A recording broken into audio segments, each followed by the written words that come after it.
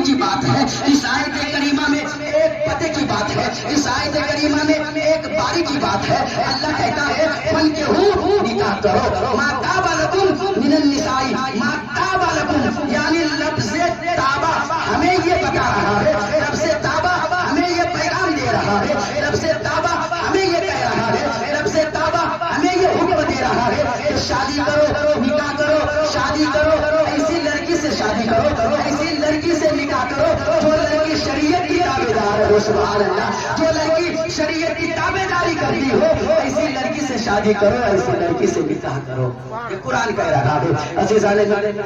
بھائی، میں آپ سے قریب ہو کر کہنا چاہوں گا، قوم کے نوجوانوں، شادی بیاہ کے معاملے میں آپ کبھی بھی لڑکی دیکھنے کے لیے کہیں جایا کرے نا، تو سب سے پہلے آپ یہ دیکھیں کہ جس لڑکی سے میرا شادی ہونے والا ہے اس لڑکی کے اخلاق اچھے ہیں،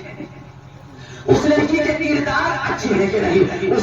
لڑکی دینی تعلیم حاصل کی کہ نہیں، وہ لڑکی کنیز فاطمہ ہے کہ نہیں، وہ لڑکی نبی کی دیوانی ہے کہ نہیں، وہ لڑکی پیارے نبی کی پیاری پیاری سنتوں پر عمل کرنے والی ہے کہ نہیں۔ آپ ان چیزوں کو دیکھیں، آپ ان چیزوں پر غور و فکر کریں۔ عزیزان ملت اسلامیہ پیارے، میں آپ سے کہنا چاہوں گا، اگر آپ شادی بیاہ کے معاملے میں اگر لڑکی کے اندر حسن بھی ہے، اگر لڑکی کے اندر دینداری بھی ہے، اگر لڑکی دینی تعلیم حاصل کی، اگر لڑکی غریب گھر کی ہے، اگر لڑکی کا باپ غریب ہے، لیکن میرے بھائی ایسے گھر میں آنکھیں بند کر کے رشتہ کرو، ایسے گھر میں آنکھیں بند کر کے رشتہ کرو۔ اس لیے میرے بھائی کہ اگر غریب گھر کی لڑکی، اگر دیندار لڑکی آپ کے گھر میں آ جائے گی، اگر جو ہے اس نے اخلاق والی لڑکی آپ کے گھر میں آ جائے گی، کنیز فاطمہ پیارے نبی کی دیوانی آپ کے گھر میں آ جائے گی، تو میں یقین کے ساتھ کہتا ہوں جیسے ہی وہ نیک خاتون، جیسے ہی وہ نیک لڑکی کا قدم آپ کے گھر پر پڑیں گے، آپ کے دہلیز پر قدم پڑیں گے، تو میرے بھائی قدم پڑتے ہی اللہ کی رحمتیں بھی آ جائے گی، اللہ کی برکتیں بھی آ جائے گی، اور جیسے کہ دیندار لڑکی آپ کے گھر میں آئے گی تو پورے گھر کو دیندار بنا دے گی، اپنے بچوں کو بھی دیندار بنا دے گی، اور اپنے شوہر کو بھی دیندار بناتی ہوئی نظر آئے گی،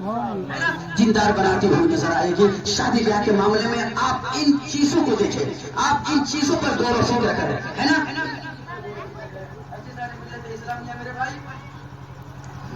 اولاد یہ اللہ کی ایک بہت بڑی نعمت ہے۔ ہاں، اللہ کے نبی جناب محمد رسول اللہ صلی اللہ علیہ وآلہ وسلم ارشاد فرماتے ہیں کہ اگر کسی کو یہ پتہ لگانا ہو کہ گھر میں رہنے والے لوگ مومن ہے کہ نہیں، گھر میں رہنے والے لوگ کیا ہے، مومن ہے کہ نہیں، آقا فرماتے ہیں تو اس گھر میں جب بیٹی پیدا ہو جائے تو اس گھر میں جانا، جب اس گھر میں بیٹی پیدا ہو جائے تو اس گھر میں جانا اور جا کر کے بیٹی کا ذکر کرنا، کیا کرنا، بیٹی کا ذکر کرنا۔ اگر سن کر کے گھر والے مبارکبادیاں پیش کریں اور چہرے کھل جائے تو سمجھ جانا کہ مومن کا گھر ہے، اگر چہرہ بگڑ جائے تو سمجھ جانا کہ منافق کا گھر ہے، سمجھ جانا منافق کا گھر ہے۔ وہ ماں باپ خوش نصیب ہے میرے عزیز، میرے دوست، جن کو اللہ نے بیٹی جیسی دولت سے نوازا ہے۔ ہاں، وہ خوش نصیب ہے۔ جس گھر میں بیٹی ہوتی ہے نا، اس گھر میں اللہ کی رحمتیں اور برکتیں ہوتی ہیں۔ عزیزان ملت اسلامیہ، ایک بات، لیکن آج ہماری سماج کا جو حال ہے، آج تو حال یہ ہے کہ بلا کہ اگر کسی غریب کے گھر میں 2-3 جوان بیٹی ہو نا تو سماج اسے چھینے نہیں دیتی ہے۔ ہاں، تانے پہ تانے ملتے ہیں، لوگ طرح طرح کی باتیں کرتے ہیں کہ گھر میں 3 جوان بیٹی ہیں، رشتے نہیں کراتے ہیں، رشتے نہیں کرواتے ہیں، گھر میں ہاتھی پال کے رکھے ہیں۔ میرے بھائی، کبھی بھی آپ کسی کو تکلیف نہ پہنچایا کرو، اپنی ذات سے نہ کبھی بھی کسی کو تکلیف مت پہنچایا کرو۔ ہاں، اور شادی بیاہ کے معاملے میں میں میری اپنی قوم سے کہنا چاہوں گا کہ آپ اپنی بچی کو دہیج دیجیے، اللہ نے آپ کو دیا ہے، اگر آپ کی حیثیت ہے 2 لاکھ 4 لاکھ 5 لاکھ آپ دہیج دیجیے، اللہ نے آپ کو دیا ہے، لیکن آپ ان جہیز کو، قیمتی جہیز کو آپ گھر کے باہر نہ سجایا کریں۔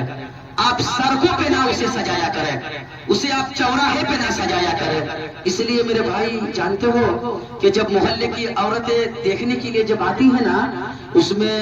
کوئی غریب کی بچی بھی ہوتی ہے، کوئی غریب کی بیٹی بھی شامل ہو کر کے دیکھنے کے لیے آتی ہے۔ اب جانتے ہو ہوتا کیا ہے، جب غریب کی بیٹی کی نظر قیمتی دہیز پر پڑتی ہے نا، تو میرے بھائی دل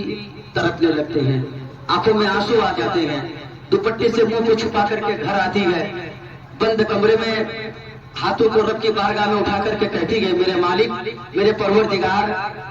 تو جانتا ہے کہ میرا باپ غریب ہے، میرے باپ کے پاس پیسے نہیں ہے، اگر آج میرے باپ کے پاس پیسے ہوتے تو مجھے بھی قیمتی جہیز دے کر کے گھر سے رخصت کر دیے ہوتے، مجھے بھی ڈولی میں بیٹھا کر کے گھر سے رخصت کر دیے ہوتے۔ یہ کہہ کر کے بیٹی جو ہے